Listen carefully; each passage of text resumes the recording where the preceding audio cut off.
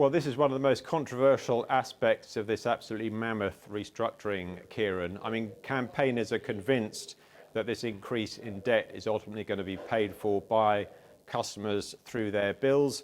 Thames Water adamant that that won't happen. So Thames say that they are borrowing this £3 billion, and within that there is £800 million set aside, which is going to pay the higher interest and fees on arranging that borrowing. So you have here a company borrowing more money so that they're able to borrow more money. Now, I appreciate that that sounds circular, if I can put it like that.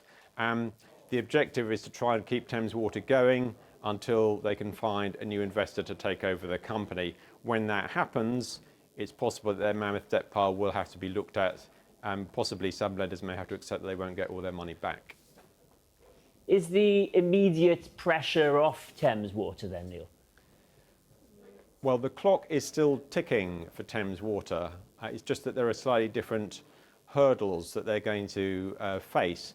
So the £3 billion that we were just talking about, the idea is that that buys them time probably until May of next year, when they hope to find this new investor.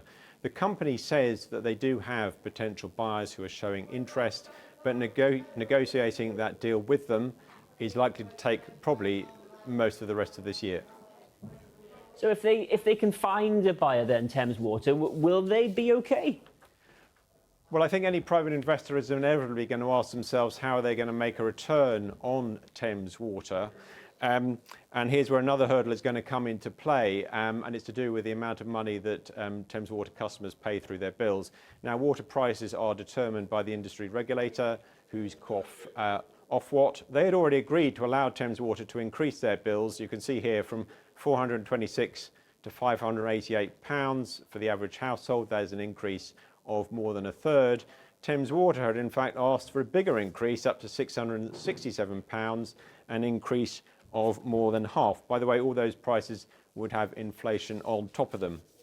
Now, Thames have asked for that Ofwat price determination to be reviewed, and that is another process that will drag on possibly for more than 6 months. And I think inevitably any private investor who's thinking about getting involved with Thames Water will show a lot of interest in how much they're going to be allowed to increase bills for Thames Water customers.